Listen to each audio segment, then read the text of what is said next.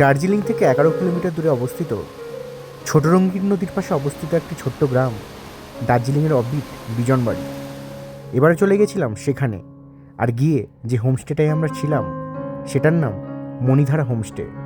সেই হোমস্টের ব্যাপারে আজকে তোমাদের সাথে সব কিছু শেয়ার করব। তো আজকে আমরা যে বিজনবাড়ি অফবিটে যে হোমস্টেটা এসে আছি ওটার নাম হচ্ছে মণিধারা হোমস্টে।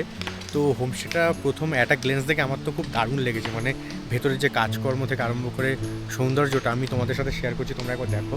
এইটা হচ্ছে এন্ট্রি দিয়ে ঢুকলাম। এই যে ছোট ছোট কটেজ মতো সিস্টেমগুলো আছে, মানে জিনিসগুলো একেবারে ন্যাচারালিভাবে তৈরি করা। দেখো মানে ডিটেলিং দেখো, টায়ার দিয়ে।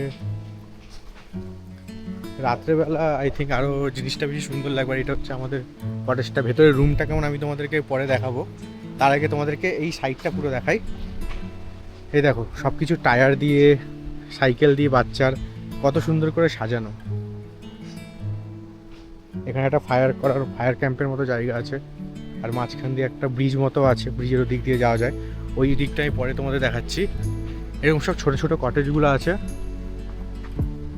আর দ্য বেস্ট থিং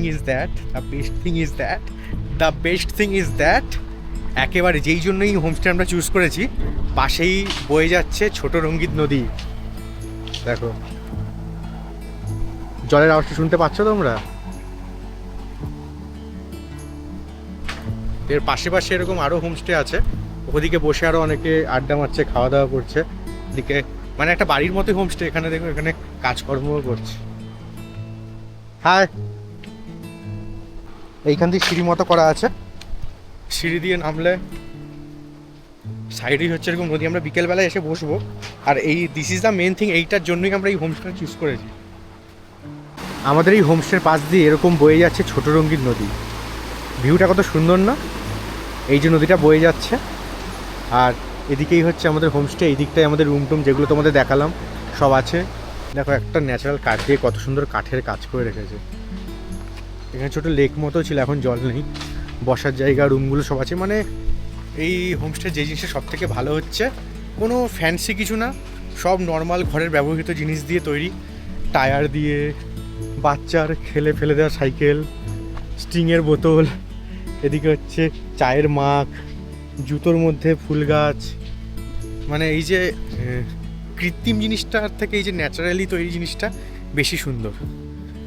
এই যে সুন্দর করে পাথর দিয়ে তৈরি রুমগুলো হচ্ছে এরকম ছোট ছোট কটেজ সিস্টেম, সামনে পাথর দেওয়া, সুন্দর করে সাজানো, গ্রিন ম্যাট দেওয়া। আর রুমে ঢুকলে এটা হচ্ছে রুমের ভিউ। এরকম বেতের কাজ করা রুমটাতে দুটো খাট রয়েছে, একটা ছোটো খাট একজনের শোয়ার, একটা দুজন তিনজন শোয়ার খাট রয়েছে, টেবিল ফ্যান। এখন তো ফ্যানটা কোনো কাজে লাগবে না। আর বাথরুমটা দেখি, বাথরুমটা কেমন। এই হচ্ছে বাথরুম, সুন্দর, গিজার ফিজার সব কিছুই আছে। ভালো রুমটা আমাদের কত খরচ করেছে আর কি কি খেলাম সেটা তোমাদের পরে দেখাচ্ছি, সব কিছু বলে দেবো একেবারে ডিটেলস। এই ভিডিও দেখার পর আর কোনো ভিডিও দেখতে হবে। তো আজকে আমাদের দুপুরের লাঞ্চে আছে ভাত, স্যালাড, ডাল, ডিমের কষা। আর এই সবজিটা হচ্ছে আমাদের একজন হচ্ছে নিরামিষ খাবে, তাই ডাল, রুটি আর এই সবজি। এই হচ্ছে আজকে খাবার। নিজেদের মতো বেড়ে নিতে দিয়েছে একটা এদের করে। ভালো সার্ভিস। এবার খেয়ে দেখতে হবে খাবারটা কেমন। আলু ভাজা, ডালটা শসা দিয়ে ভাতটা মাখিয়ে ভালোই খেতে। শাকটাও ভালো। বাইরে প্রচণ্ড ঠান্ডা পড়েছে, ওই জন্য এখন আর বাইরে যাচ্ছি না। রুমে সন্ধ্যেবেলা স্ন্যাক্সটা নিয়ে নিয়েছি। স্ন্যাক্সে আছে ভেজ পকোড়া, বাঁধাকপির পেঁয়াজ ছাড়া, আমার লাল চা, আর একজনের হচ্ছে দুধ চা আর টমেটো সস। এটা এবার একটু উপভোগ করি রুমে বসে বসে, কম্বলে শুয়ে।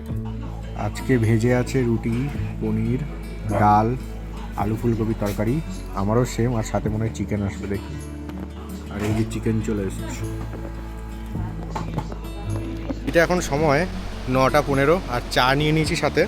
একটু সকালবেলা নদীর ধারটা একটু ঘুরে আসি। এখানে অনেকে ফটো শ্যুট করছে, ছবি ভিডিও শ্যুট করছে। আমি একটু যাই, ঘুরে আসি পিছন দিয়ে। একটু পরে আমাদের গাড়ি চলে আসবে।